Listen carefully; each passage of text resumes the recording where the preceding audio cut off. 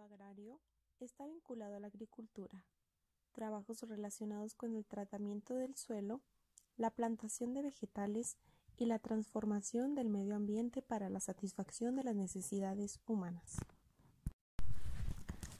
Para comprender por qué el derecho agrario en la actualidad no satisface las exigencias del campesino, vale la pena destacar los contrastes que existen en la actualidad, como lo son las reparticiones, la regulación de tierras y aquellas que se daban en la época de nuestros antepasados. Tenemos conocimiento del derecho azteca. Se fundó la costumbre y la religión, de ahí que en sus orígenes el derecho agrario no existía. Sin embargo, una reglamentación y división de la tierra que se cultivaba estaba presente en sus vidas diarias. Recordemos que su normatividad agraria es la base para el Calpulli, quien en el descubrimiento de la agricultura sentó las bases de una identidad grupal, familiar y comunitario. Esta forma de trabajo daba como resultado una tenencia comunal de las tierras de los Calpullis. Es importante destacar la forma en la que esta tierra era trabajada y distribuida, ya que era de manera equitativa, situación que evitaba el exceso de la ambición.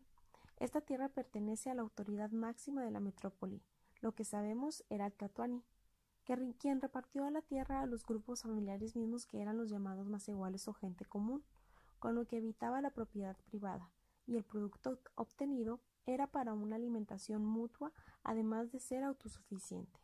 De igual forma, se obtenía el tributo para el pago de las labores de los funcionarios de la ciudad, como lo eran los miembros del ejército, los sacerdotes, entre otros. Comparándolo con lo que vivimos en la actualidad, ese tributo tenía la función que hoy conocemos como un impuesto.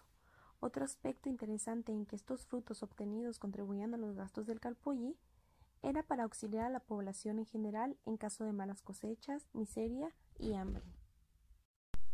El orden que existía, fruto del producto de la tierra, lamentablemente terminó por deformarse y perder su sentido con la invasión española, donde ella, para finales del siglo XVIII, se expandió la figura del latifundismo, creando insuficiencia de tierras de la comunidad, lo cual dejó de satisfacer el incremento de la población.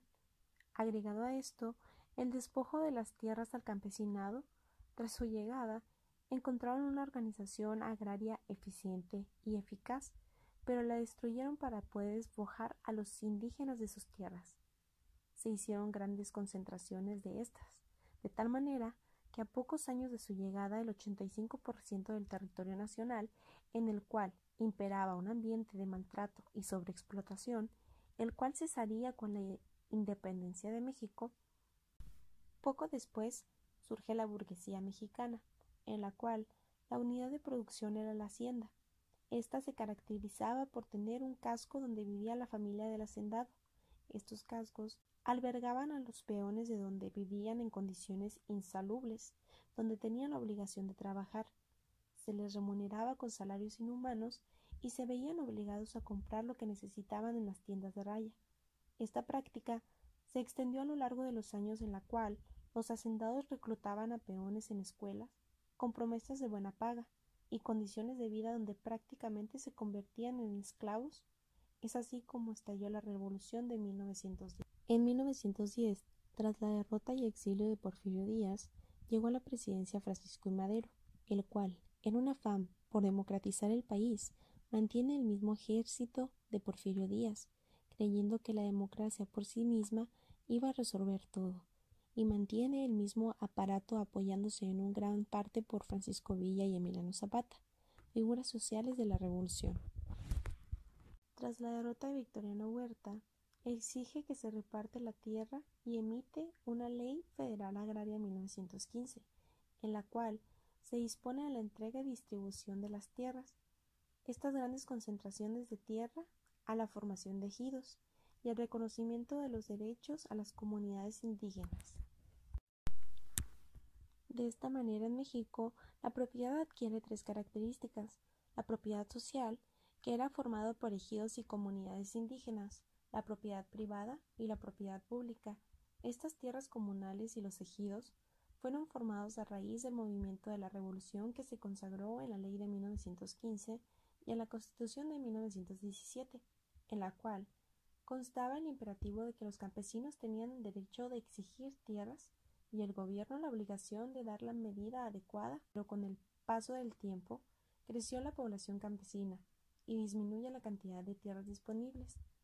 Todo marchaba medianamente bien, pero a partir de los años 50 empieza a hacerse presente el corporativismo político, que tuvo como resultado una masa campesina electoral, la cual fueron víctimas de manipulaciones políticas que fueron improductivos al campo, empobreciendo la tierra y pulverizando la llegada al análisis de lo que originalmente fue una medida para evitar reconcentración de la tierra.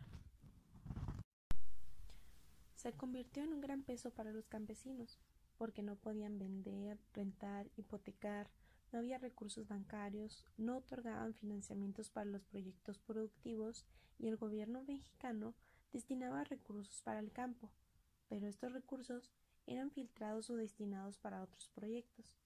Además, los líderes se quedaban con gran parte de estos recursos, lo cual trajo como consecuencia la falta de energía para hacer productiva la tierra. Este problema se agudizó a lo largo de los años, haciéndolo a tal grado que en 1992 el presidente Carlos Salinas de Gortari inició una reforma al Congreso para dar fin al reparto agrario, iniciando así una segunda etapa de la reforma agraria. En esta segunda etapa de la reforma agraria de 1992 se crea la Secretaría de la Reforma, la Procuraduría de la Reforma Agraria y los Tribunales Agrarios. Las facultades del presidente pasaban a ser de los tribunales agrarios. Antes de esta reforma no había certeza jurídica en el campo. Es por ello que la Procuraduría de la Reforma Agraria crea programas para la certificación de ejidos y comunidades agrarias, conocido como PROCEDE. Este programa proponía a los campesinos que autoricen nuevamente la medición de sus tierras, para publicar una lista de los derechos agrarios y así dar una certeza jurídica en el campo de la legislación de 1992. Sergio Barrón Sánchez. ¿Cuál es su ocupación o a qué se dedica? A la agricultura. ¿Y a la ganadería? ¿O Desde solamente? pequeño, igualmente en el campo. ¿Tiene usted algún grado de estudio? La primaria nada más. ¿Cómo llegó a dedicarse a lo que es la agricultura? Pues en base a trabajando. Fui comerciante, tuve abarrote y carnicería por algunos años, compraventa de ganado.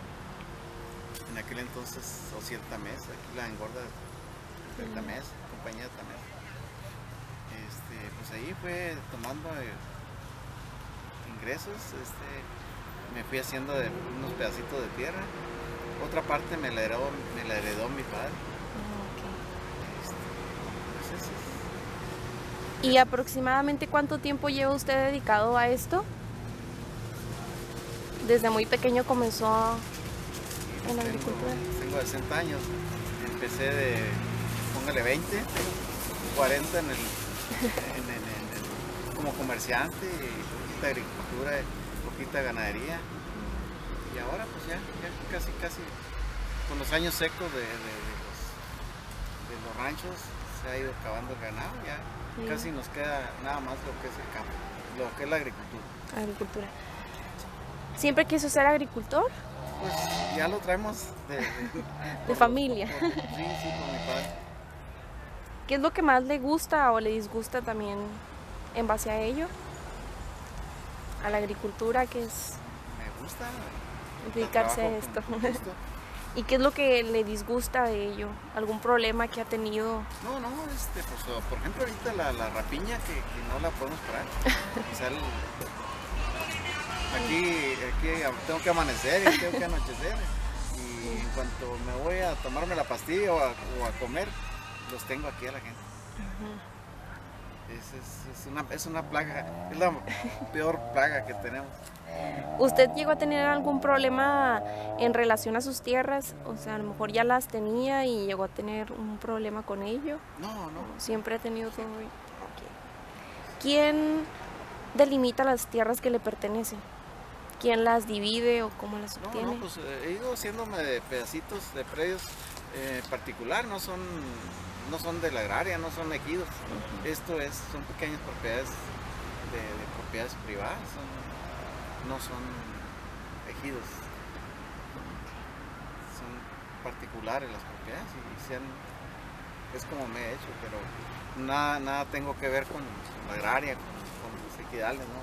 No, ok. ¿Qué problemas ha encontrado, controversias en base a la agricultura? ¿Qué obtiene, por ejemplo, el clima le afecta? ¿Qué Ok, problemas? no, pues ya el año pasado no tuvimos frío. El nogal tiene sus horas frío, son 300 horas y el año pasado no las completamos. Y la producción baja, más plagas se vienen, tenemos más plaga en los árboles. ¿Únicamente el clima es el que infiere más en la agricultura? Sí, y bueno, interfieren mucho porque pues primeramente el nogal necesita frío, horas frío.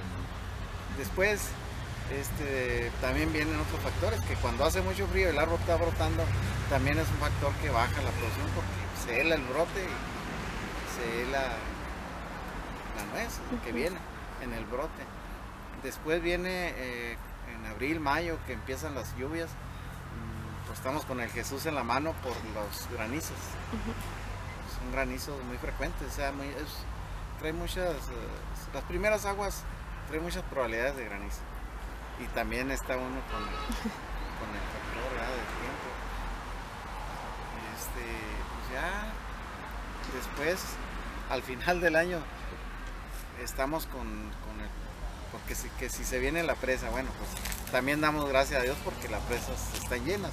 Se perdería más si no derrama la presa, aunque nos inundáramos.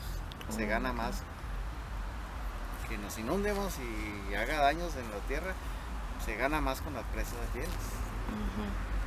Que si no estuviese. Si no lloviera y se quedaran las presas vacías, ¿qué haríamos sin agua? Sí. ¿Cuál es la peor crisis que ha sucedido a usted, a lo mejor? ¿Un acontecimiento que recuerde que le afectó demasiado? ¿O únicamente siempre es el clima? Pues en parte, pero definitivamente todo es normal. La agricultura es noble. Bien. Bueno, muchas gracias. Gracias.